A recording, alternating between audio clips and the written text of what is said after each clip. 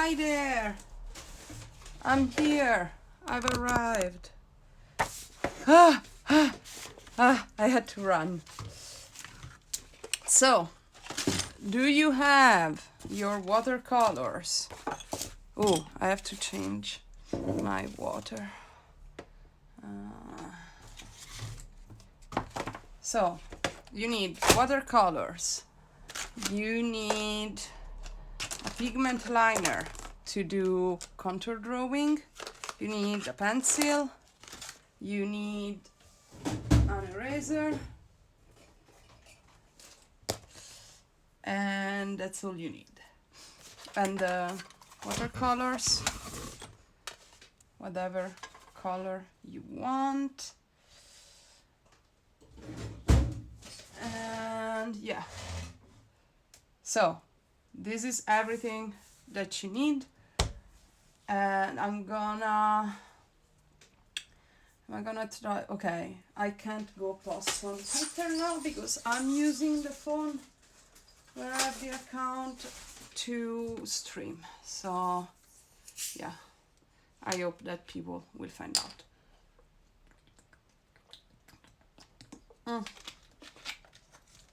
For some reason it doesn't look like, I think that, let me clean the camera because I don't know why it's struggling. Okay, maybe now it will look more decent, who knows. Okay, not the best quality for some reason today, but we're gonna make it work. Let me try, I don't know. Can you see? Somebody please give me a feedback in the chat that you're alive and there and that everything is looking decent for you, please, before I proceed. So let's go get our reference picture. So we're gonna draw Shi Ying, and from the latest picture that has been posted, the one on the tree with closed eyes, but apparently let's see if I can find it. Here it is. No, this is an edit though. I would like the original. Okay. Okay. Sorry. I literally ran from the train because it's just, yeah, the train got stuck and then I was late, so I'm so sorry for being all huffy puffy, but I'm here now. We can do this. We're gonna do this. So let me put my reference there.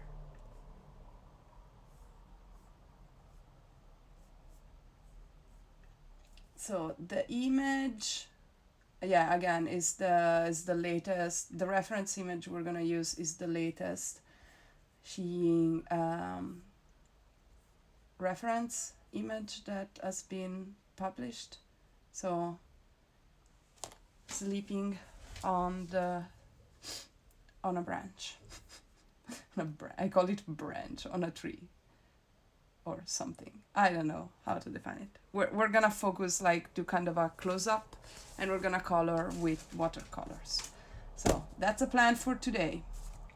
And again, if you're ready and if you're there, please, if you are on Twitter, scream on Twitter that the live is ongoing and tell people to come join us.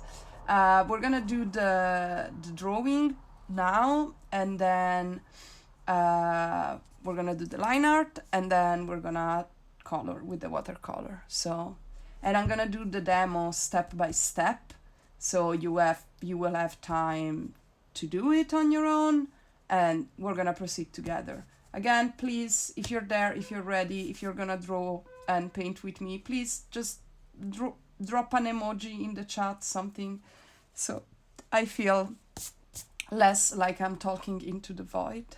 Do it for me. So, to start drawing Shi Ying, we need to have some structure for the head to then draw the features and trying to get the proportions of Shaozan's face, which is so pretty and so hard to draw. Hi there! Hi, Shaozan's Violet 10. Nice to see you there. So, first thing we're gonna do when drawing a head. So let's decide the size of the head. And I'm gonna do it quite big. So this is not the contour, this is just a generic reference of size, okay? So it's gonna be kind of this size, okay? Hi there, Xing Shaozan. And then we're gonna draw the diagonal line, and this is the line that goes halfway through the face. And then we're gonna start placing the other reference lines. Can you see? Maybe I have to, I don't know if you can see. Maybe I have to go a little bit darker. I'm gonna do darker so it shows better on camera. Please don't go too dark on yours because we have to erase it after. Yeah, I have to go darker because if not, it doesn't show on camera. Okay. So then on the face, we need to start placing some reference proportions. So kind of halfway through the thing, we will place the line where the eyebrows are and the eyes. And then this is where the tip of the chin is going to be. And then we can kind of pull a line.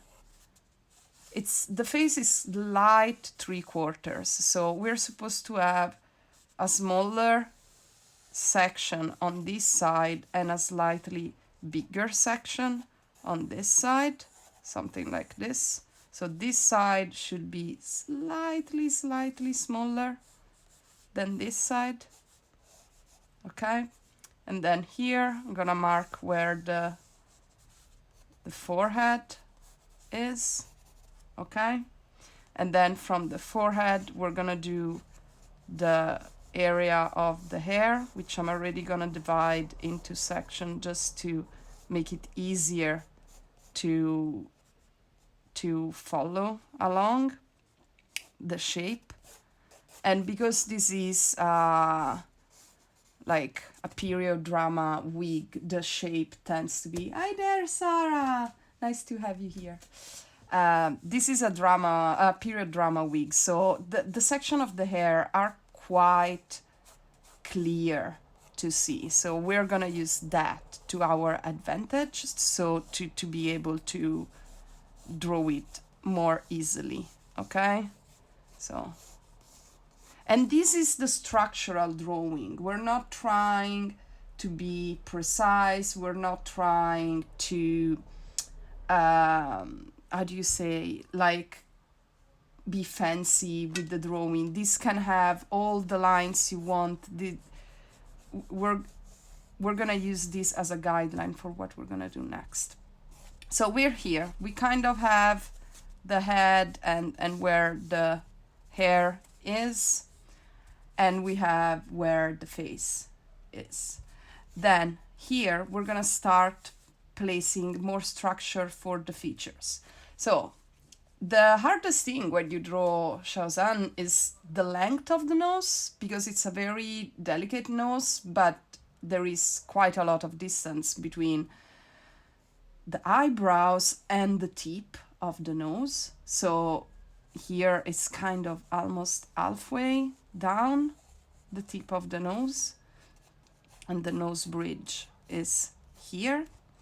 And then another thing that it's very characteristic of his face is the length of the space from below the nose and the lips, so where the cupid's bow sits. this thing is longer than average. And again, I think it makes part, like, it's part of why his features are so characteristic, like this bigger distance. So here is where we're gonna place the mouth, and actually I will probably have to extend the chin a little bit more here. And so this is where our closed eyes are going to sit, and this is where our eyebrows are going to sit. Like this. And then from here, always observe the negative space. So there is this area of space between the eyebrow and the sideburn that is pretty characteristic. Then the line of the cheekbones there.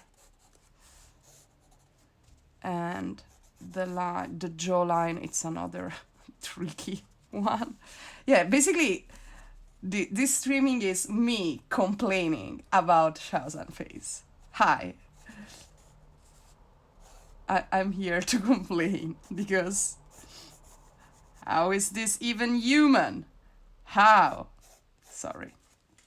It's a pretty face, but also hard to draw. So then the other important thing we have to keep in mind is the connection between the tip of the nose and then where the ears are. So usually the ears are between the nose and the eyebrow. So the ear will be here. And then I'm gonna place the neck line here. There's gonna be hair going around too. Again, not drawing contours at this point. This is just all structures. He is beautiful, annoyingly so. And he has very peculiar features. Okay, we have to place this hand. The hand is closed, so it's not too hard to draw. We're gonna, again, try to place structure. Also, I kind of started probably too close to the edge. I hope I'm gonna be able to fit the hand. So, to draw the structure of the hand, here from the bottom of the eyebrow, you want to go up and kind of, oops. Okay, it's not gonna fit.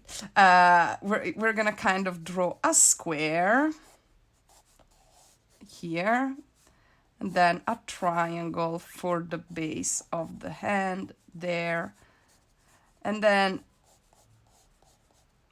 the fingers kind of create this shape. Again, we're gonna draw them in detail later. Now just, you know, we don't want to miss the hand. Oh my god, I really ended up going on the fold of the page. Sorry. Well, it's okay, it's okay. See, less pressure for everybody if I'm the first one to make mistakes. And then here we have the shoulder with all the damn drapery and the long hair and everything else. It's going on here. And for the clothes, remember these cross collars, again, traditional of period clothing. And here there is this other strand of hair going down. Do very geometric line. We're gonna do the pretty line with the pigment liner after, okay? So, I went super fast at this point, but just, you know, to leave you the structure that you can use to start drawing.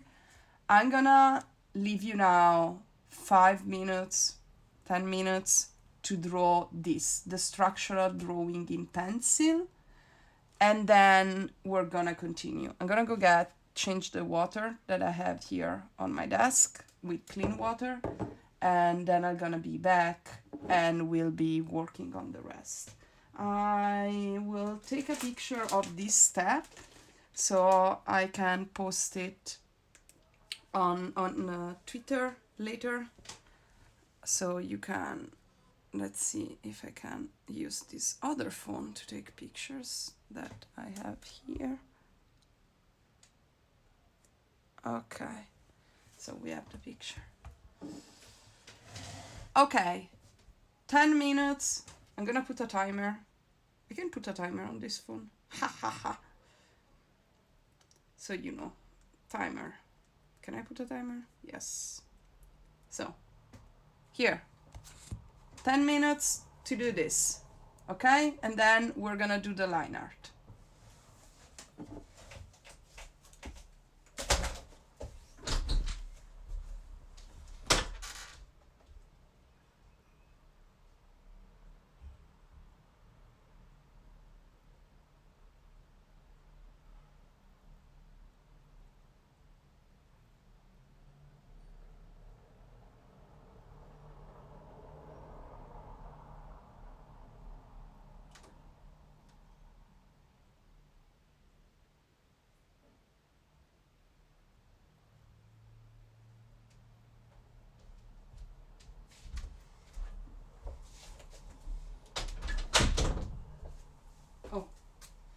Oh, the phone turned off. Okay.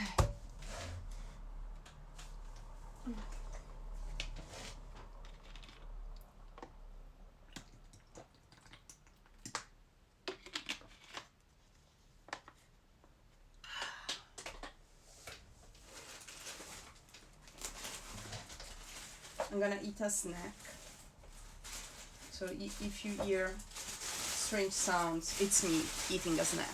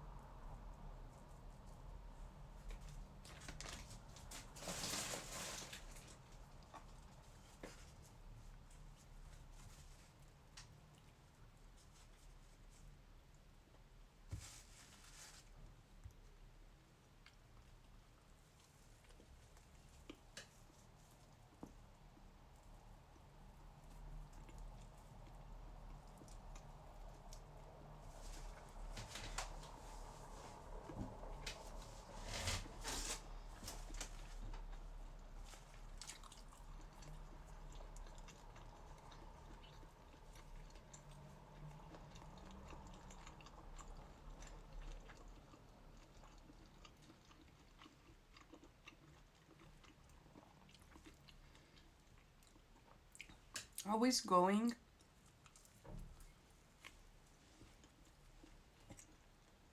I have clean water. And I'm eating some bread.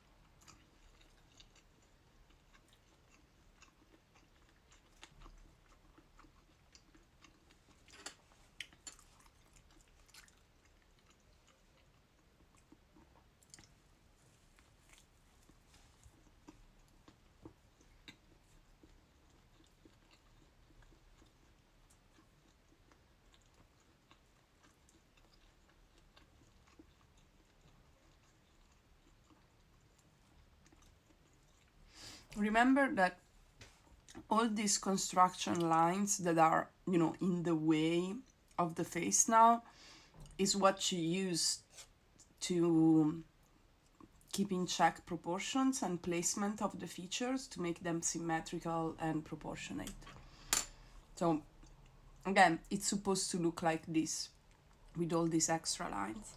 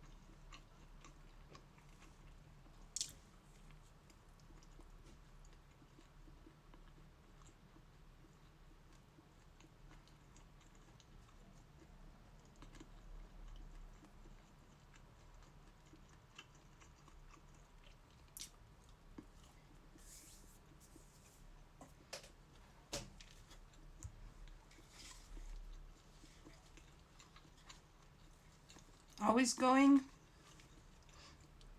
Are you almost done with the structural drawing?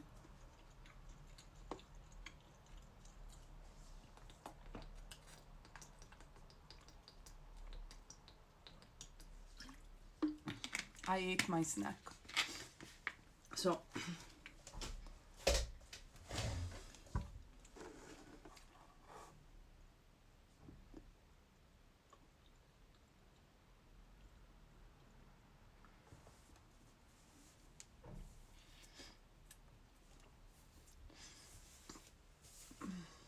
I think I'm gonna use this other pen.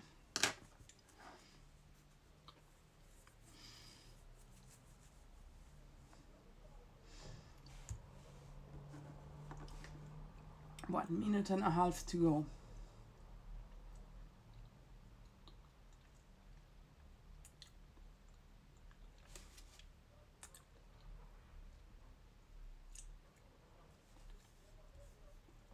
It's okay, you can fix some angles now that we do the ink, so don't worry. You can, it's okay, even if it's not like perfectly in the same angle. We're doing a fan art, so a fan art by default, it's not supposed to be like, it's your interpretation of the thing you love. So anything that happens, it's gonna be okay. It's not like Shaozan commissioned us a portrait that it's supposed to be hyper accurate.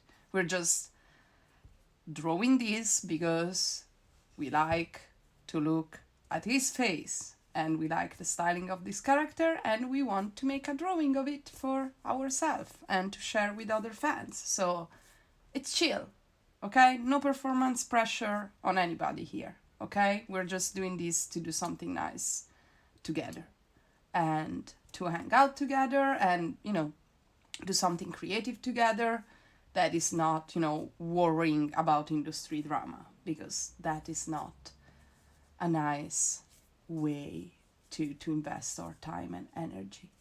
So let's focus on this. Okay, so we're almost done. I can tell how much lag this has with the feedback on my computer. It's like 5 seconds lag. Okay, so for the line work, I like to use usually these are called pigment liners, and they are waterproof.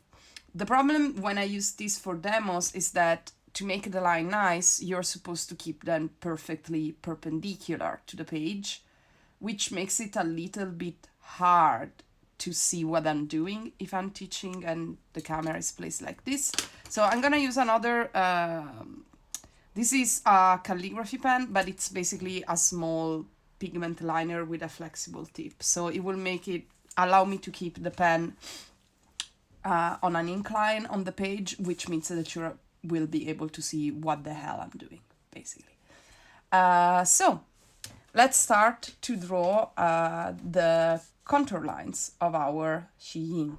So what we want to keep in mind is that sometimes it's better to not to do a full line, especially on the side towards the light. So we're gonna try to make the lines more delicate and soft on the side towards the light. So let's start from this half of the face. So here I'm gonna start, and this is gonna be the edge of the hair. I'm gonna do this kind of divided lines like this. And then from the other side here, I'm gonna do like long lines of the strands coming in. So something like this. And I can elongate a couple of this, but you know, most of this is gonna become hidden by the coloring, so it's gonna be okay. Like this. And then here we are gonna do the outline of the face. And remember, at the high of the eyebrow, it usually goes a little bit out and then a little bit in. And then it goes out again here where the cheekbone is. You can't see it super well in the picture because there is the white of the flowers in the back. So, and here is the part where I suggest you can also do slightly like this, not continuous line. So it's gonna be easier to control and it's gonna have a softer result, especially because it's on the side of the light. And then here there is the rest of the hair. Maybe we can draw the flowers if I manage to understand what flowers they are in the background. Let's see. Let's not get too much ahead of ourselves. Then here on the eyebrow, again, I'm gonna do kind of like I did here. So I'm gonna start at the bottom of the eyebrow and then just do very soft lines like this, and then go down on the diagonal.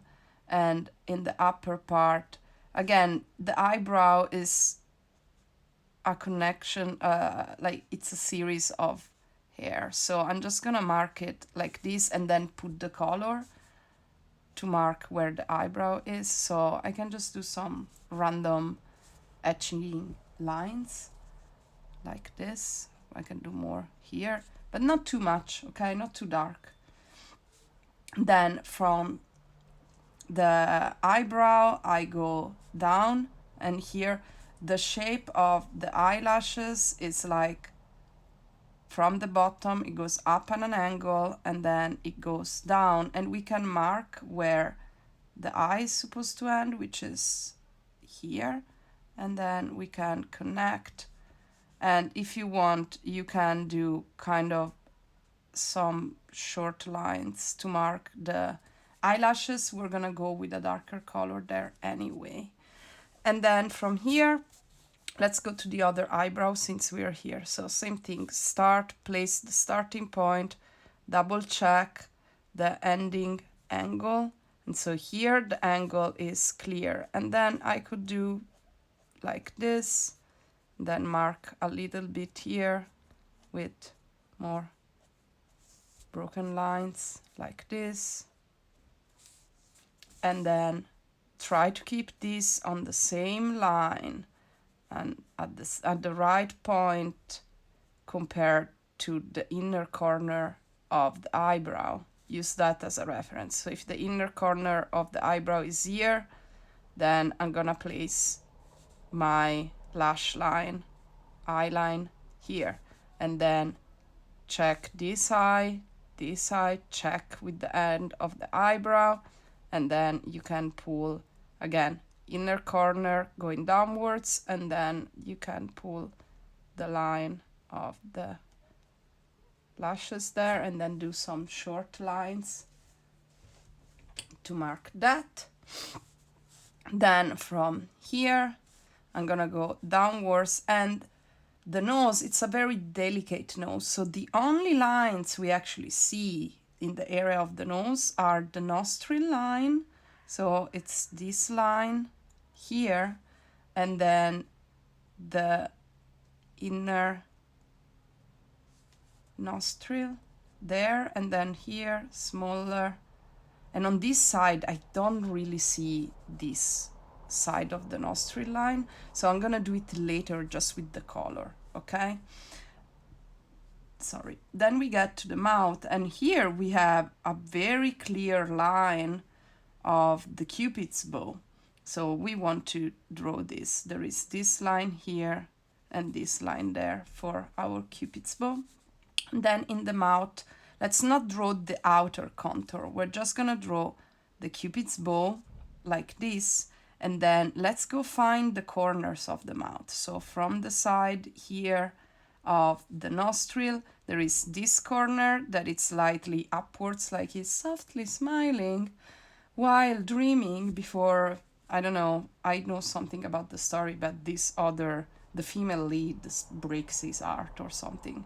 The trailer seems quite tragic, to be honest. And then here there is a closer part, and then there is the tip here in the middle. And then what we want to do is just connect this like this, and then do a smaller, shorter line under the bottom lip like this. So we're trying to be very essential, very simple, and a lot of other shapes are gonna come out when we put the colors on the face. We're gonna color in a very simple, basic way, so don't worry too much about that either. We're gonna go through it together and it's gonna be okay. We're gonna do just the main shadows and some softness. And then here, I'm gonna do the shape of the chin. And then let's go on the other side of the face. So here from the widow's peak, I always forget how to say this in English, the widow's peak, we do again the outline of where the edge of the wig is, basically, of the hair. And then always check compare to the rest. Don't do too much here, we still have to do the hand. And then I'm just gonna follow the outer edge of the strand of the wig like this.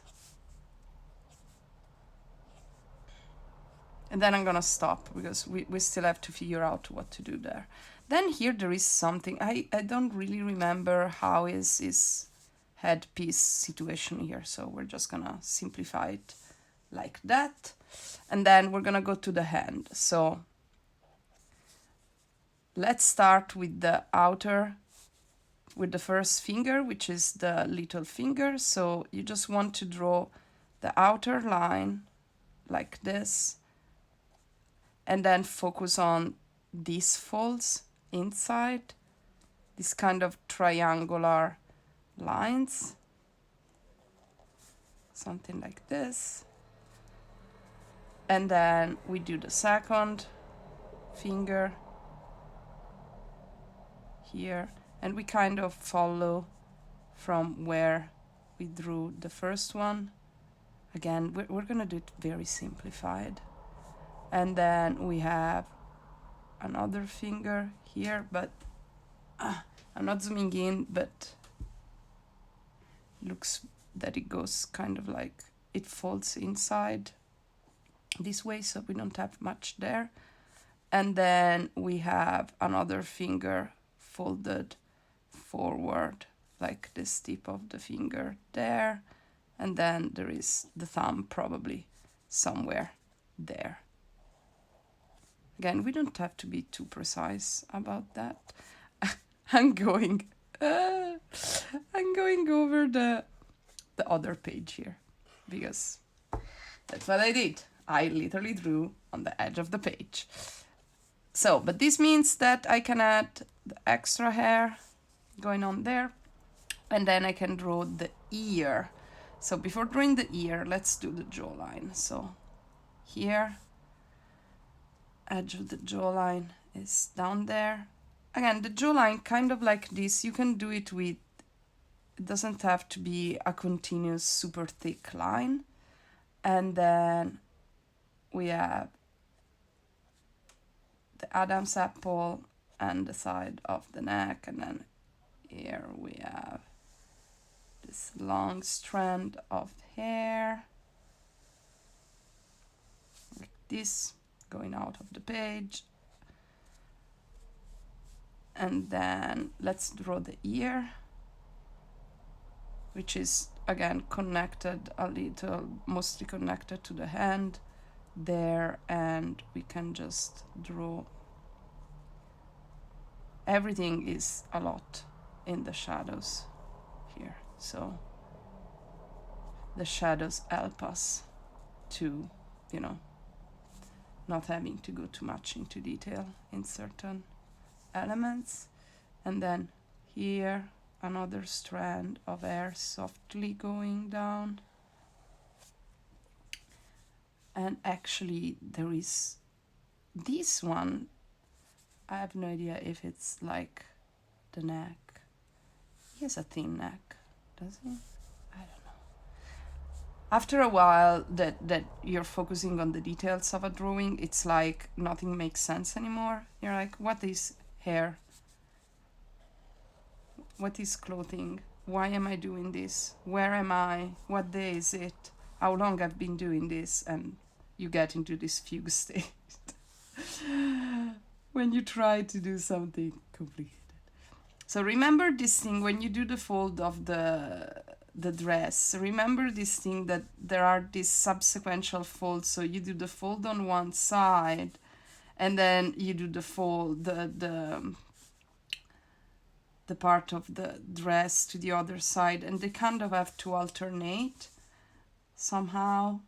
Then after a while you can simplify them. Something like this.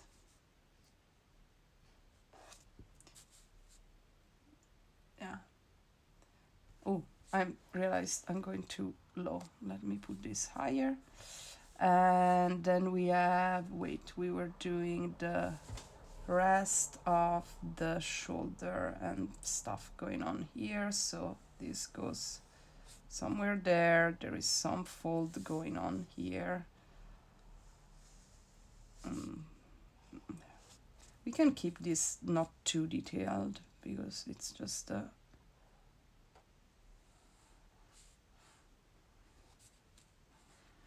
like just the shoulder basically can be like that. And then the same thing we can do here just to mark the fold of the dress in the shoulder. Everything is white anyway. Something like this, but this way we can go under and we can put more hair strands going on here.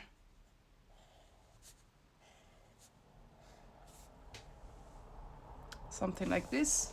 I think this is decent enough. to start working on it with the colors. I guess. I hope. I guess. Crossing fingers.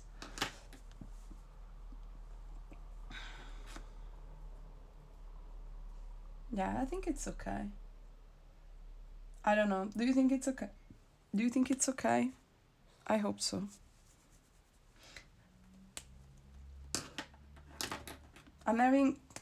I'm second guessing the line of the jaw, as always, because it drives me crazy where his jawline actually sits. I feel that it should be a little bit more here. This jawline is so hard. Okay. So the idea is that you do this, okay, do your line work, and then we're gonna erase everything after. I'm gonna put another timer, this time for 5 minutes. Is 5 minutes gonna be enough? I hope so. Or maybe more. I don't know. Let's do 5 minutes. We still have to color.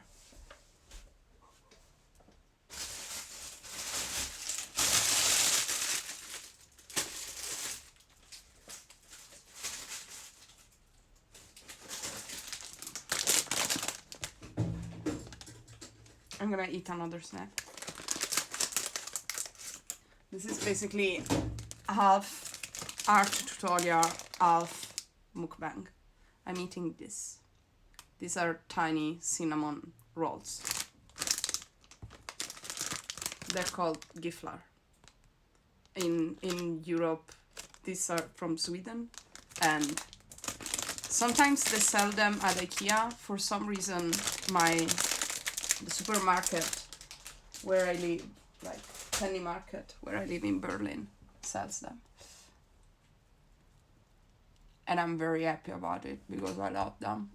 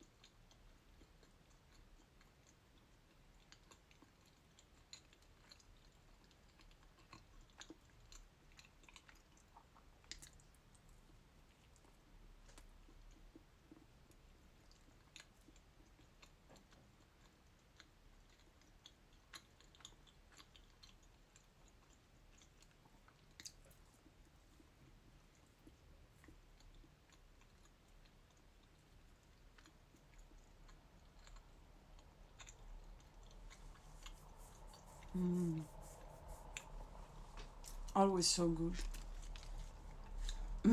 Cinnamon.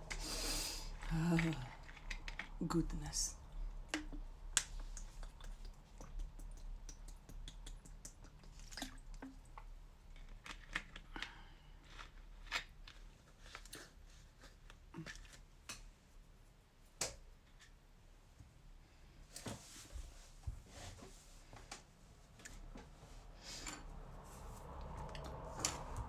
Ah.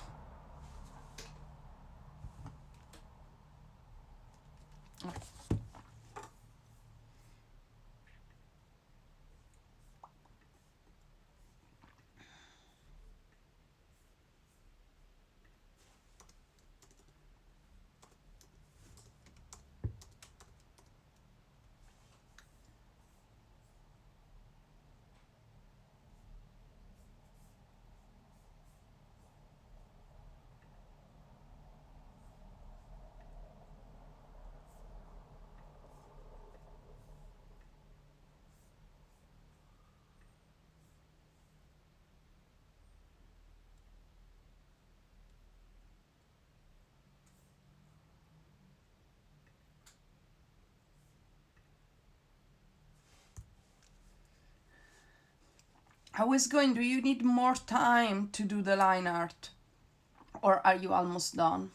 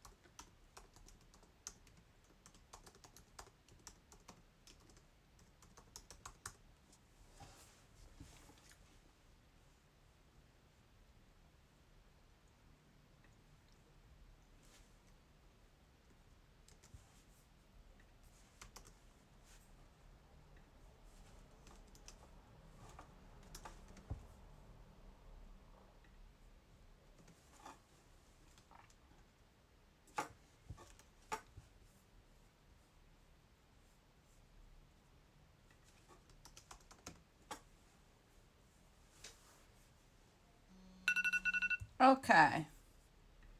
I was going there. I might need an extra minute. Done. Nowhere near what is supposed to be. It's okay. We're all learning. Okay. If you need an extra minute, I'm gonna give you a couple of more minutes to finish up. Don't worry. Let's wait a couple more minutes until the counter of the stream gets to 50.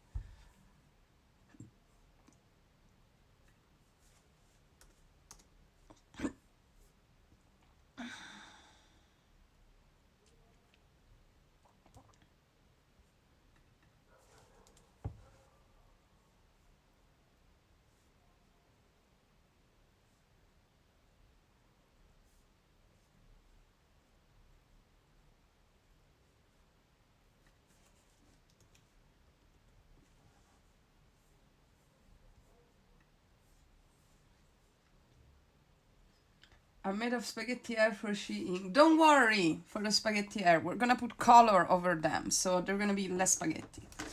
Okay, so eraser.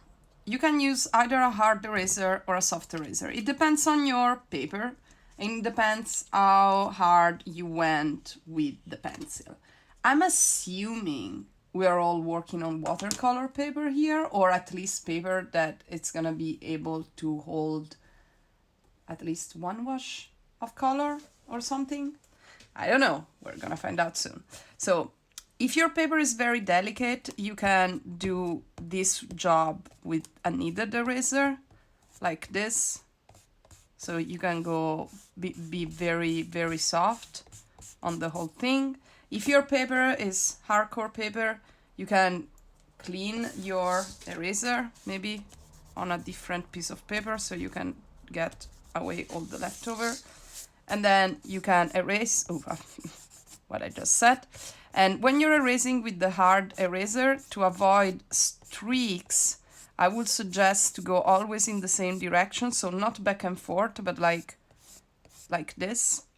You can also do it with the flat side, like this. But this paper is not happy with this kind of eraser because it's a cotton paper. So I'm gonna go with the kneaded eraser, with the soft eraser, which makes the paper less angry. And we're gonna take off all the paper guidelines, all the pencil guidelines we did before. So that only the line art is there. Done. I'm working on iPad with layers, so erasing I'm good. Okay, come on. I'm very happy that you're using this for digital. I don't know how it will apply with the watercolor, but I'm not very expert in digital art. I'm a traditional art teacher. So yeah, but I'm happy that you're being able to follow with the iPad. That's cool. Hey, that's amazing. Yay. I always tell people, like boomers, that are like, digital art, like boomers teachers. I always say that digital art, it's as difficult as normal art. It's just a different technique. It's like saying, oh, I'm gonna do this in oil or in acrylic or in digital. It's a technique with its own learning curve. So yeah, awesome. So erasing is easy there, undoing, ta-ta, all the time you want. Okay, people, this is the moment of truth. So we're gonna start with the skin color, which is the hardest thing. So once we do that, good job for using the iPad as second solution. So to do the skin, we need some kitchen paper, like absorbent paper, because we're gonna do the medium tone and then do the highlights, pulling color away. We'll see how it goes. So the first thing we're gonna learn now is how to do the skin color. So maybe I should, can you see? Oh, okay, you can see it like this. So to do the skin color, let me clean up a little bit my palette because there is dark colors everywhere. So let's clean up this part of the palette just to have some space to make the color that it's. So usually, this is like personal confession. Usually when I paint for myself, I always make the color on the dirt of the palette because I really like muted colors. And this technique of doing the colors on the dirty palette, it's called muddism, which I am I am a muddist. Because I really like muted color, and the easier way to make muted colors is by mixing them on dirty palette. But since Shi Ying is an immortal, and I don't know, I feel that we need to make this nice. I'll show you two different techniques of cleaning up the highlights on the skin. So the first technique is with the paper, the second technique is with the brush. So to make the skin color with watercolor, you want to start with water. Then you want to put the magenta color, so kind of like this kind of fuchsia color, like this. We also need a piece of paper to test the color. Then we add some yellow. Doesn't really matter if it's warm yellow or lemon yellow, just whatever yellow you have. So we get to salmon area. For this skin, I will probably add an extra bit of yellow, so it's slightly salmonish, something like this. And then you put a little bit of sap green, or like this kind of muted green. You just mix a little bit of it with the rest because it will make the color of the skin more natural and less pig. Okay, now it's a little bit too much, so I'm gonna put again some red, some yellow, and see until, okay, this is already kind of more decent as a color, actually. I like this. I don't like bright colors, this is the truth. So you will always see me color with these super sad colors. So, and it's okay with this level of, it shouldn't be too dark or too dense. So the idea is that, so we're gonna start, for example, let's start with the forehead. So when you color with watercolor, you want to kind of color everything together. So see, like this. And then while it's still wet, you're gonna go and tap lightly where it's supposed to be lighter. So in the forehead, it's lighter in the center. And then I'm gonna go here on the side, on this side of the face. And keep in mind, see that I'm using the different sections as in a way that if there is a line of the two washes of watercolor in that point, it will not annoy me because it's where there is a line of a shadow or something like that. That's also a nifty trick. And then again, with the paper here, the highlight, it's in the center of the cheek. So I'm gonna do it darker there. And then if there are smaller areas with a dry brush, you can also tap, but this brush is dirty. So I'm gonna go, sorry, I didn't clean it. I'm gonna go back to the paper. I find the paper, I don't know, because with the paper I can put pressure, so I can modulate how much color I want to put away or not. Then from here, I'm gonna go to the chin.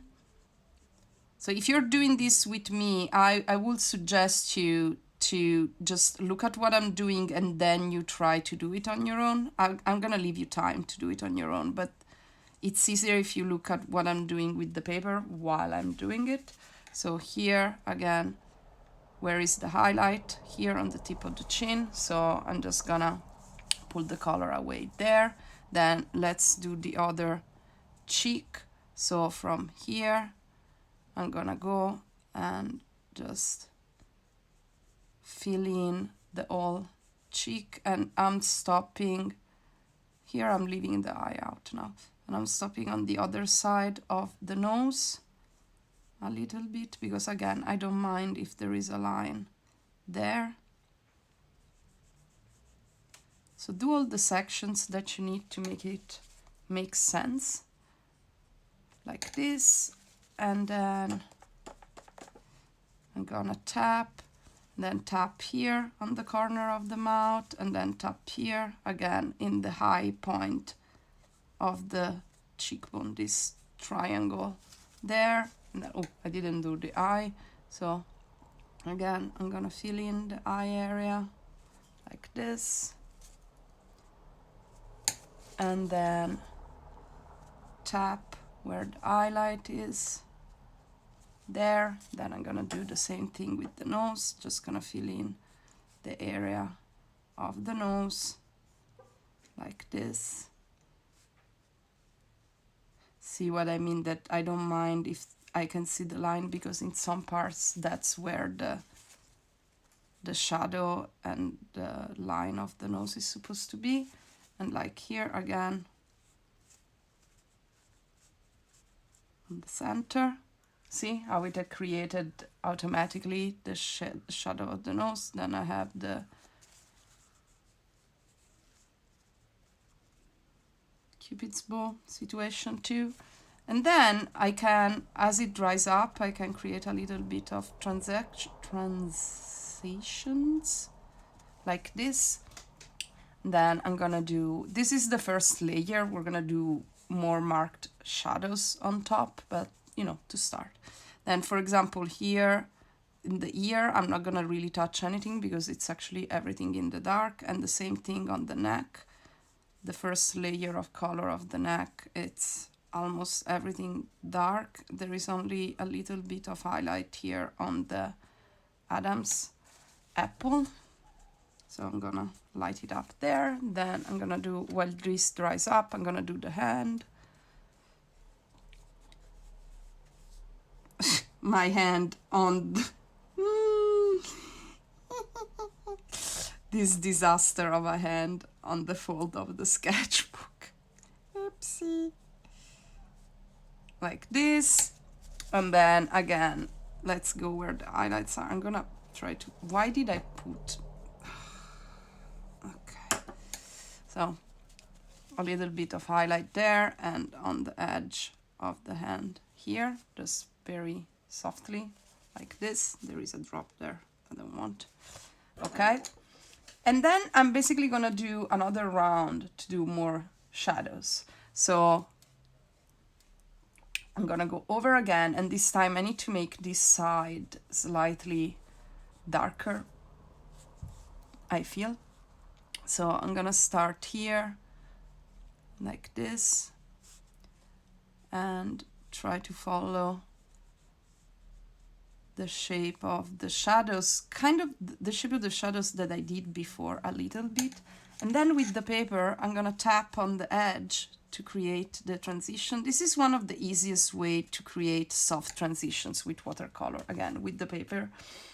because it requires less precision in your brush control, and it's, you know, everybody can figure it out with a little bit of playing around how to do it. And I feel that it's, again, more accessible than trying to do all the shading with the brush itself. So here again, and then this shadow on the side of the nose. I know it feels super aggressive because it's a very strong shadow, but it is actually a super important shadow to shape the face. Like, strong shadows are important because they create a lot of shape in the face. So don't be scared by, don't be intimidated by these strong edged shadows. They have their function, and we want them there. So just go for it. Don't worry too much. It seems dark now because there are no eyebrows, no hair, so everything seems super dark. But I will assure you that the moment that we put the other colors in place, it's gonna be okay. Everything is gonna be okay. So here it's a little bit of shade on the eyelids. I don't think it's like it's that kind of contouring of the eyes that sometimes they do. And I also can put a little bit more color on this side of the temple. Again, soften the transition, just make it very light. And then I have to go here, so there is the shadow inside the Cupid's bow on this side, and then the shadow on the other side that kind of blends into the lip color. We're gonna go with a pinkier lip color after, but we're gonna build up the base like this, just with the skin color first, so we can create a, again, softer transition, easier to control, like this. And then, yeah, more shadow here in the area of the chin. Again, I'm gonna blend this a lot. More shadow here in this side of the face too. And this, again, tap, tap, tap on the edge to make the transition softer, like this. Then we're gonna do the same on the neck. The neck, as you can see, there is this kind of very, again, very marked edged shadow, so I'm gonna leave that there darker, like this. And I'm not gonna blend, I'm gonna blend just here at the bottom, but not this line. That line I'm gonna leave it darker. In the ear, I'm gonna start doing darker the inner part. The ear too has kind of some hard shadows transition because of the ear folds, like this. And then on the hand, I'm gonna do again some slightly harder transition, this part. And remember that what makes the fingers give volumes to fingers is the fact that I'm not gonna put the shadow all over, but I kind of going to put the shadow following where the volume is. So on the upper part of the hand there is the light, so I'm not gonna go too hard there. See? And this will create some dimension in the hand, like this. So see, everything is very, very soft, very, very delicate. I'm not gonna go harder now with the pink because the darker shadows, we're gonna do them slightly grayish with the same color we're gonna do the shadows on the clothing, basically. And yeah, because we're gonna do the shadows on the clothing with gray, and that will make it easier. So do this. Are you coloring? So I'm gonna leave you 5 minutes just to, you know, figure out these shadows in the face. The only thing that I'm gonna do now is Is this dry? Sort of. I'm gonna put a little bit, take a little bit of this color and mix it with a little bit of more red, or yeah, make it more orangey, and I'm gonna use it just to give some slight more color to the lips. Very soft. We don't want it to be too strong. So I'm just gonna put it on like this. And then I'm gonna layer it. Well, not even. I think it's actually, let's see. Yeah.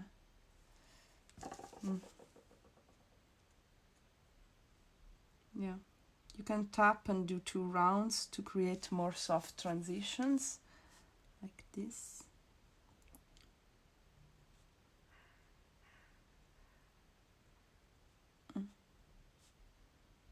Again, I'm not gonna make the lips too dark anyway, because we're gonna do with the gray for the shadows there too.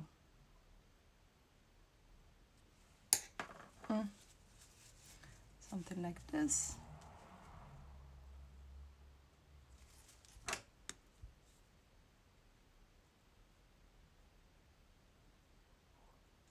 Good enough for me. Maybe a little bit more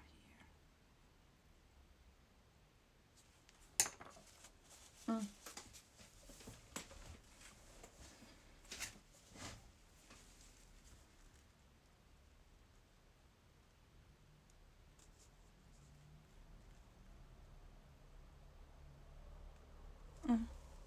Yeah, seems good to me now.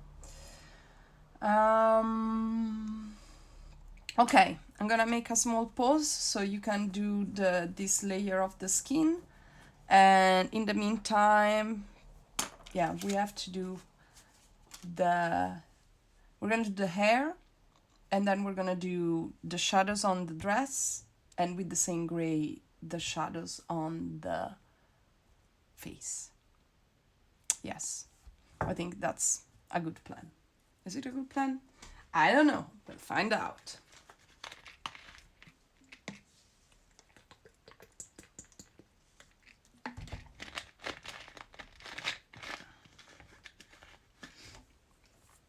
I will then ask the other admins if somebody knows how to download the recording from Twitch.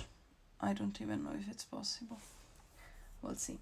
So, 5 minutes, work on the skin, and then we're gonna move to the hair.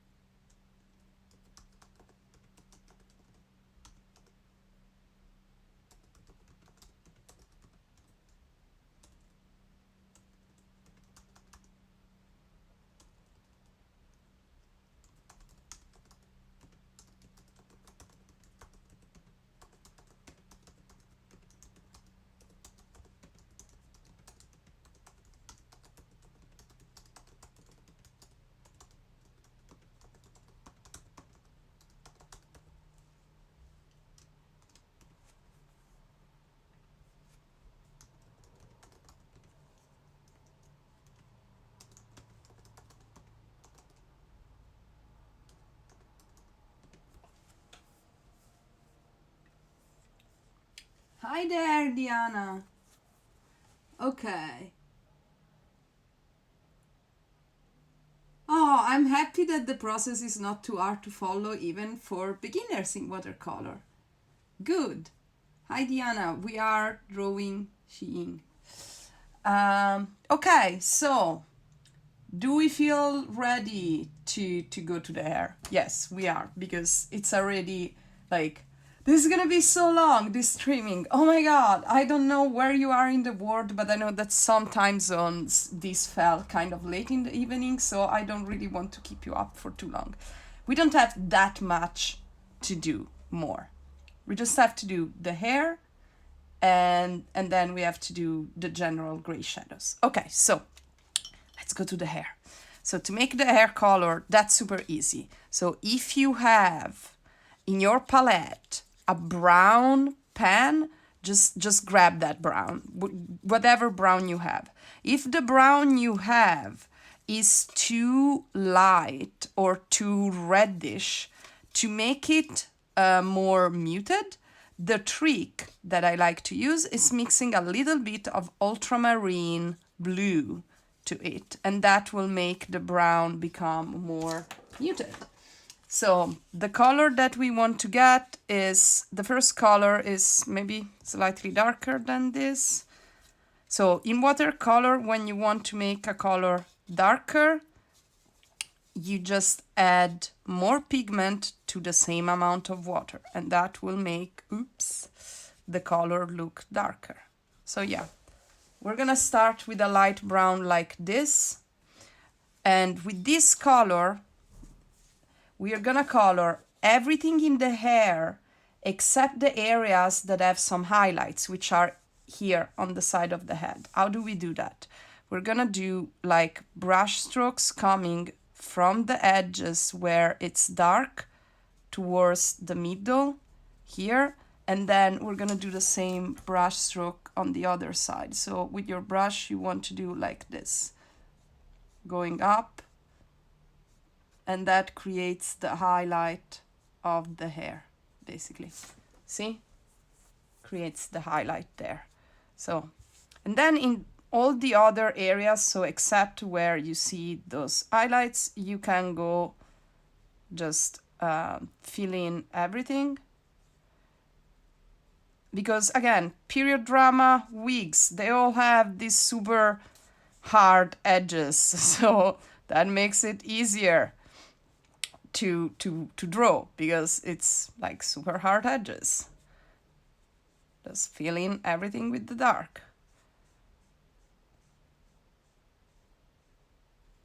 Like this, and then there is a little bit of highlight here on the edge, so I'm gonna do that kind of transition like this.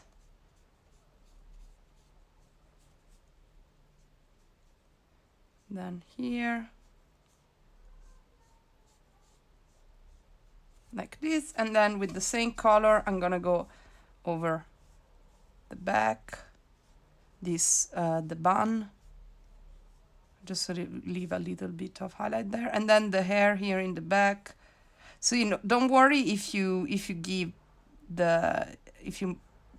draw the line art like spaghetti hair, because see, everything is gonna be covered, like pulled together by the color anyway. And then I'm gonna fill in here, and if you want to leave those empty areas between some strands for movement or something, you can do it. If not, you can also just color everything dark here all together. And then this same color, we're gonna put it here in the nape, and then on these strands like this.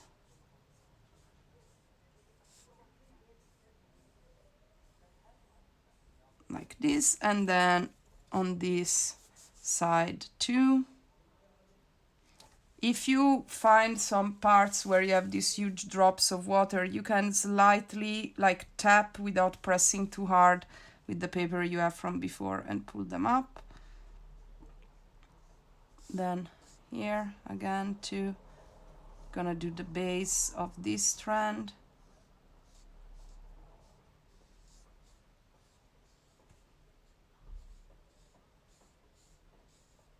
this. And then with the same color, no worries, Diana, just enjoy. And with the same color, I'm gonna go and do do you know how microblading works? We're gonna do kind of like microblading on like when you use makeup on the eyebrows, you try to be very delicate and kind of do like a soft base to place the eyebrows. This is what we're gonna do here. Like this is the soft base of the eyebrows, like this. Okay, and then we're gonna use this along the lash line and below too, to give more intensity to the eyes, like this. If the color you're using on the hair looks too dark to put on the lash line, you can thin it out with a little bit of water, okay?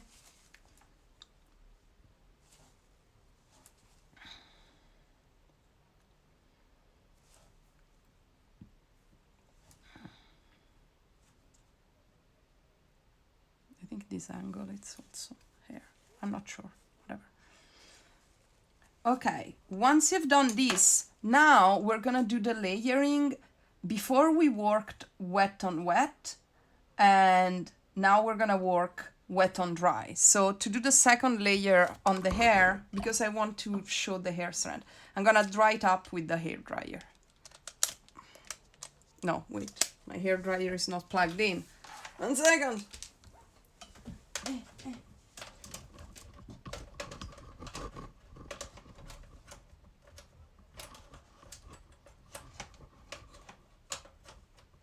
I will manage. Okay. If you don't have a hair dryer, you can put it on the like near a space heater, or you can fan it to make it dry or blow on it.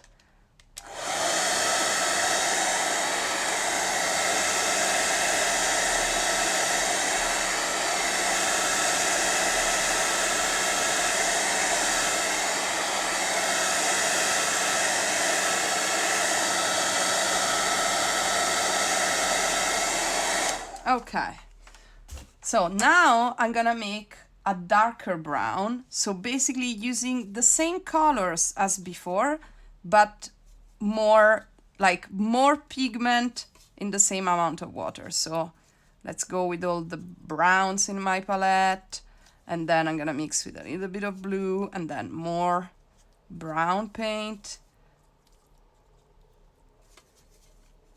and then more blue. Because the dark color is quite dark, something like this. Then I'm gonna test it over the one that I mixed before. Seems like dark enough. I think so. We're gonna kind of make it a little bit pastel over everything, so we don't need to go too dark. And now I'm kind of gonna follow the same path, so I shouldn't cover everything that I did before. So basically, I like this concept of retreat or stepping back when you work with watercolor. So if my previous layer, the light color is up until there, now with my darker color, I want to stop a little bit before so I can see the transition between the two colors. So I don't want to get with this color up to the edge of what I colored before. Does this make sense? I hope so. So basically here I'm gonna go and do like the strands pattern, the spaghetti hair, like we said before. So I don't want to cover everything. I want to be able to see the color I used before a little bit, like this. And in some parts, like here on the side, okay, this part it's all darker, but in other parts it's good if I leave the transition between the different browns, like here on the top of the head, so it creates a little bit more volume. And if you feel that you didn't put enough pigment, you can add a little bit wet on wet while it's drying. Just, I feel like here it needs to be darker. And on the side, like this. Okay. So I'm leaving a little bit of the previous layer visible in the lighter part, and then in these parts, like here, everything is darker, so I'm just gonna fill in everything. Like this.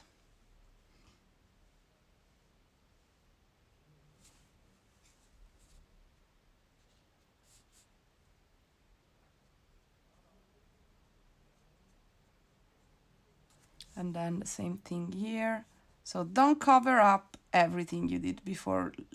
Leave all the browns visible, except those parts where it really supposed to be super dark, like here behind.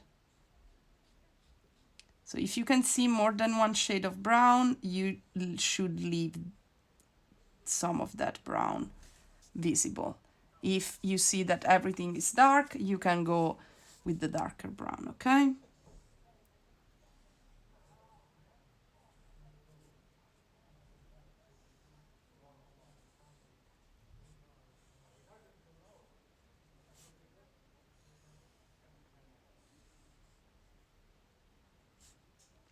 So the closer to the nape and the darker part of here, the back of the head, the more is going to be dark there.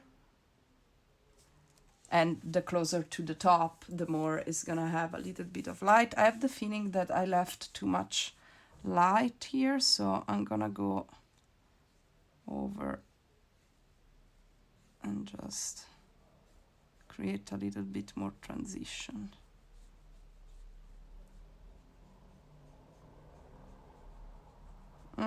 Something like this. Yeah, a little bit softer. This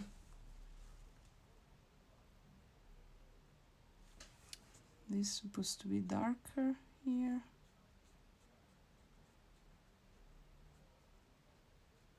Try not to rub too much on watercolor paper, because that sometimes creates some weird situations. So usually in watercolor you want to put the color and then kind of leave it there to do its thing. And now here on the strands too, again, there is no need to go too dark, but just leave a little bit of the other brown visible, so it gives volume to the strand. Like this, makes it look less flat, more natural. Then same thing here.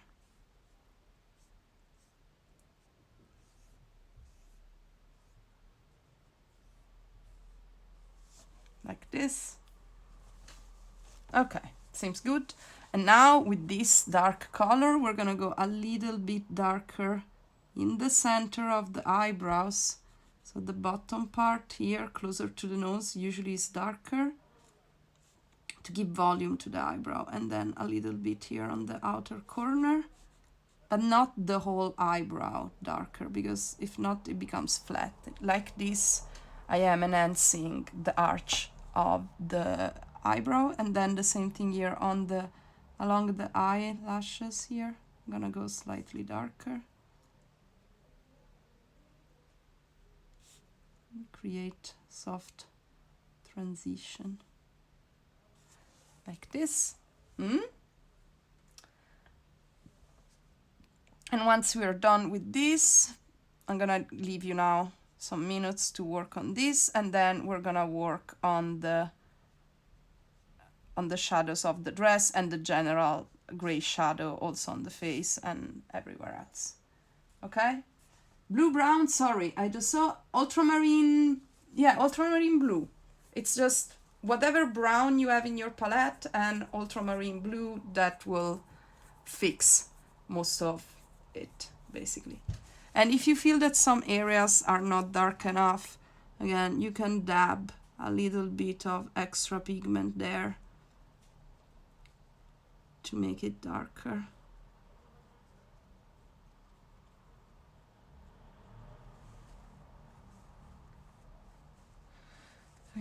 shadow.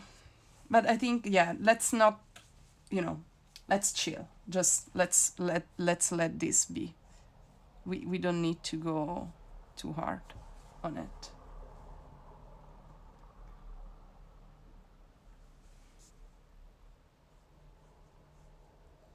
Doesn't have to be perfect. We're trying to get the vibe here.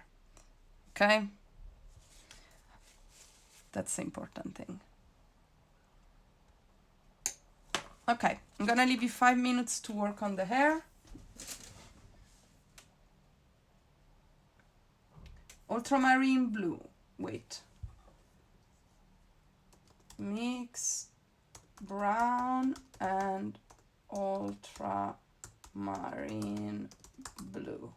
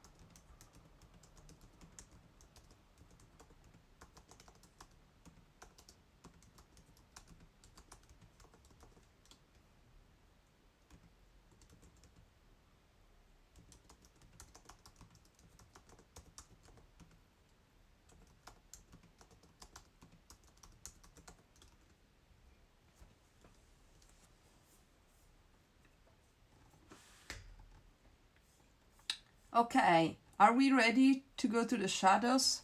I hope so. I'm gonna dry up everything because the hair is still wet.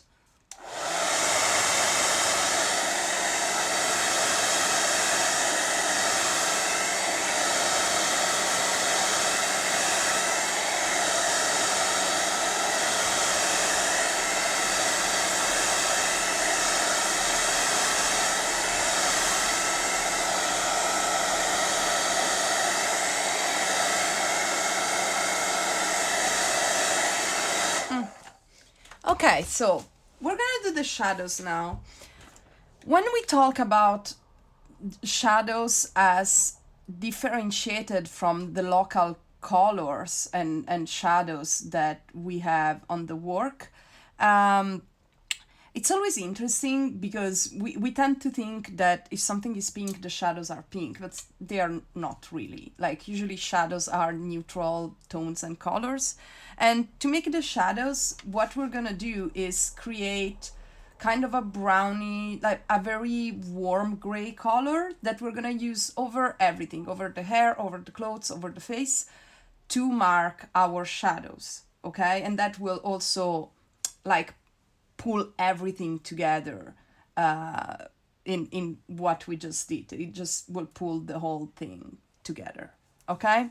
So to make that, again, to create this gray tone, what we're actually going to do, we just have to add a little bit more blue to the color that I just used before. When I have to do the neutral tone, I just like to mix whatever I have left in my palette, whatever color I have left there. And yeah, wait, let me do this because the color is all going there. Okay, thanks. Okay, so I can have it here in the corner. I mix whatever color I have left, and then I'm just gonna add blue to it, and maybe a little bit of Payne's Gray. If you have Payne's Gray, that is a color that allows you to create shadows very fast. And I want to get a kind of soft gray, a warm gray color. Is this warm? A little bit too bluish for my taste. Gonna put a little bit of red. Oh, too much red maybe. Oopsie. These damn colors. So sorry. Starting again because I put too much red. These watercolors that I'm using, oh my god, now it's so brown, it's so purple. These watercolors that I'm using are a Russian brand, it's called White Nights, and they're very, very soft, which means that if you forget and you just put the, okay, but now we're getting there. Sometimes you think you just touched the pen and got a little bit of color, and then it turns out that it was a lot of color. And yeah, let's see. Oh, this is too dark. Is it? The color is right, but needs more water. Needs to be more diluted because now it's a little bit too dark. Okay, something like this. So wait, let me show you. Do I have clean white paper? Like this. Kind of like this color. So a soft grayish brown colorish, something like this. With this color, what I'm gonna do, grab your tapping paper again.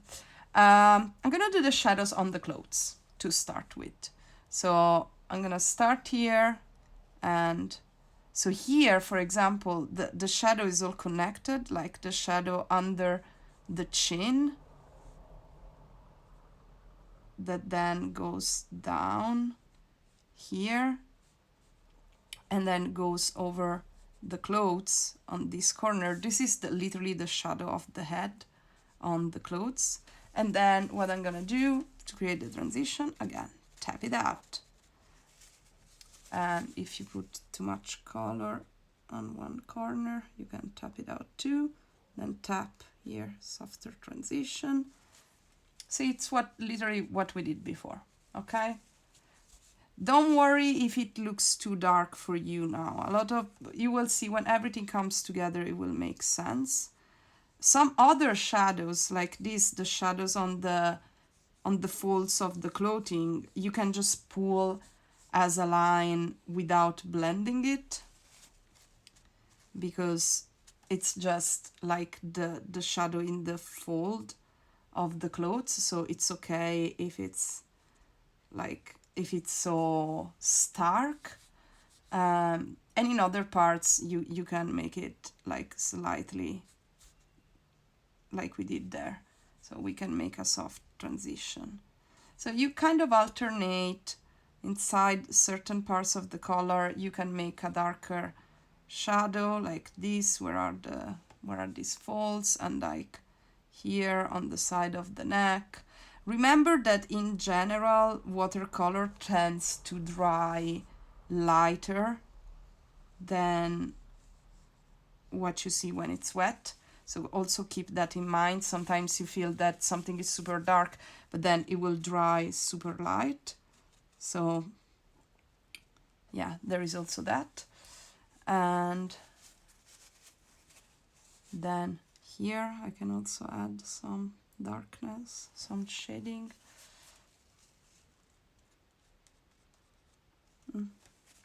Like this. And then on this side, all of this part again, it's a big shadow going on. And all these parts, there is the shadow of the arm, so I can do it darker and then just go for the fold like this. And then, wait, we were on this side, there is another shadow here. And then I'm a little bit improvising too, because I completely lost track of which fold of the clothing I'm doing. It's okay. And here another shadow of fold like this. Because when something is white, it doesn't mean that it doesn't have shadows. This is a misconception. If something is white, it can also have shadows that, you know, describe the shape. Okay, here the rest of the... And oh, sorry, I completely forgot. It's supposed to be a shadow on this part of the shoulder too. Like this.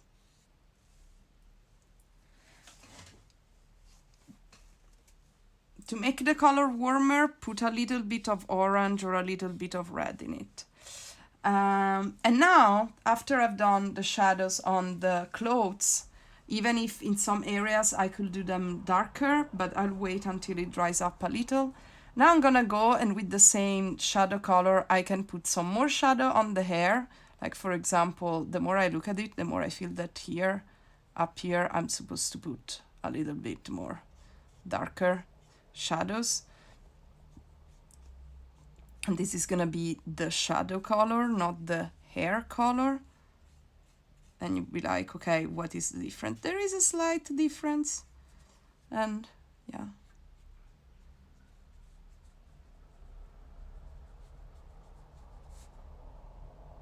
And then here again, slightly darker, and then all this part behind darker.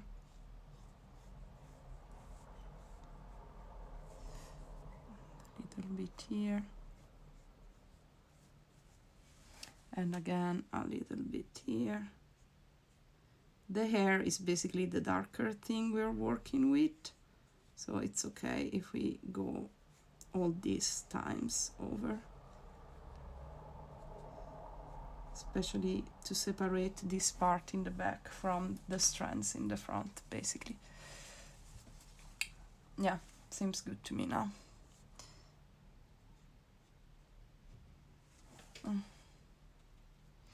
And then with the same color, we're gonna do the shadows in the hand here in the middle, inside where the hand is folded. See, there is this shadow going around the fingers, like this. And we're gonna use this again for the shadows of the darker part of the ear, because this is the net neutral color of all shadows. That's kind of the trick. Like the moment you have a neutral color that you use for all the shadows, you can just put it everywhere and it will make sense. Because if everything has the same shadow color, it means that everything is under the same light, basically. And remember that you can always tap it with your paper to soften certain transition, or if you want to add more pigment in certain points and leave other lighter, you can also do that. I'm gonna do it on the clothes too later, but on the clothes I'm waiting until it's dry because I want the strokes to be clean. And then these, again, let's go back on the face, and we're gonna use these for some stronger shadows on the face. And we're gonna do kind of like a little bit of contouring. So here on the side of the forehead, again, then tapping it out to make it softer. But we're gonna have to put a little bit darker color there, and then here going under the jawline, we're doing contouring here, people, like basic contouring, like this, and then tap to soften it and to soften the transition, but to, you know, to have the shadow there. And then a little bit, I think that's okay there. And then here this damn shadow of the nose, that it's important that it's slightly darker. So try to be precise in the shape when you go with the color, like this, and then under the nose tip, and then you can tap it again to soften. Ooh, this dried up super fast. To soften the transition a little bit. I will have to wet. Okay, like this, and then a tiny bit on the other corner, like this.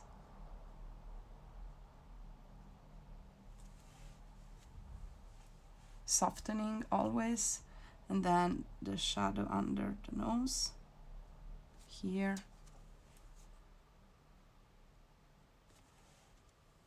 and then the shadow in the cupid's bow, and connected to the nose too, and soften it. And then on the lips, the inner corners, like this, and the inner corner of the lips here. We're getting very detailed here with the shadows, people. Don't stress too much. Do what you can, don't worry. Then here, the shadow of the chin too. Leaving it like there. And I think I'm gonna put a little bit more here, like this. A bit here. So go around, play around, add the shadows where you feel you need a little bit more of them. Always tapping them out to make the transition softer. Like this. And then now I'm gonna go back on the dress, because that's the only part where I didn't do double layer of shadows. So I'm gonna just do some darker lines in some folds, just to create a little bit more volume, but not everywhere, and not too much. So again, some transition here, and like on this,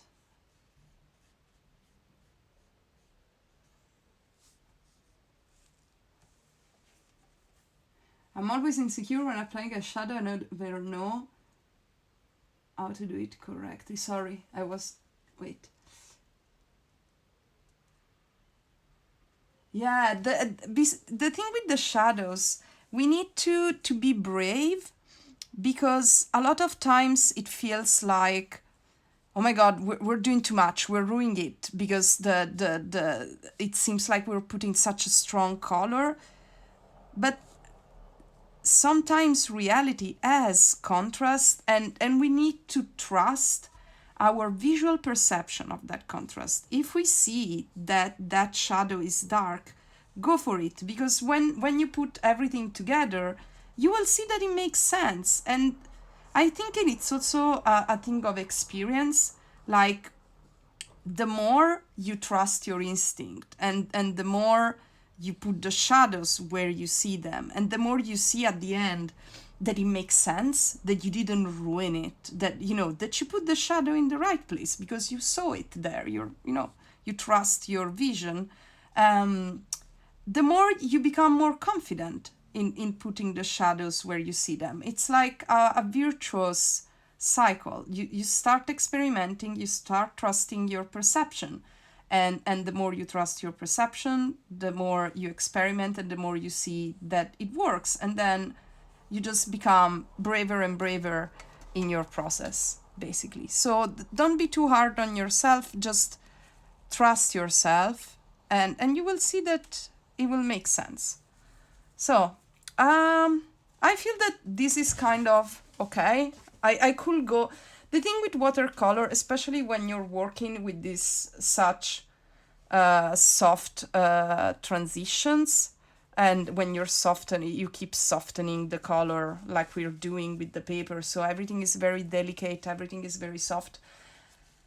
It's like you could go on forever. Like, we could go do 10,000 layers of this, basically, and never stop. But we need to stop at one point. So this is when I'm gonna stop, basically. Like, this is the point where I'm going to stop, and I'm not gonna touch it anymore. They said as they kept touching it. I'm not gonna touch this anymore. I'm gonna leave it be now. Leave it be. There. I just fixed that triangle there. So yeah, this is our Shi Ying. We could do it even more contrasted if we wanted, but we've been at this for 2 hours, so I feel like, we worked hard. And I am super proud of all of you that have been here with me in this process. This has been awesome. Oh my God. I can't wait to see your works. And if you can post it when you're done, if you can post it on Twitter and then just tag either, you can use the hashtag we always use for this work, which is this one. Sorry, not this one.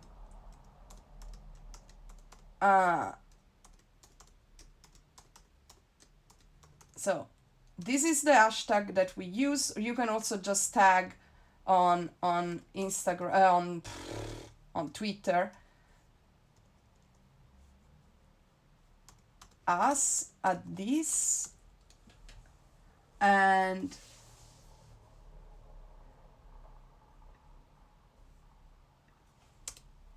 so this is the Schaufetcher Creatives is the same @ we have on Twitter, so you can also tag us or use the hashtag. Share what you've done. I am so curious to see how your work turned out. And again, see, now I'm looking at it and I'm like, wait, I feel like I should put a little bit more shadow on this corner of the eye, because it's slightly too, it could get a little bit of more volume from this. And see, like, it's just infinite. You end up feeling like you could like correct ad infinitum. So please don't do like I'm doing. Like, at one point, just stop. Let it be. Let it be. Let it be by itself. Stop touching it. Stop doing anything. Let's. I'm gonna put away everything. Let's stop. I think people will be able to tell it's Shi Ying, and you can tag Shi Ying too, so we're sure that people know what we're drawing. But the wig and the clothing and everything is pretty characteristic, so it should work. People, this has been lovely. So the recording is gonna be on Twitch for a while. If somebody knows how to download the recordings from Twitch, please, let's just write us in the DMs and help us to figure out how to do this. And yeah, we're gonna have an art exchange project for Christmas. We're preparing everything now. You will know more about it on the account very soon. And yeah, so thank you so much.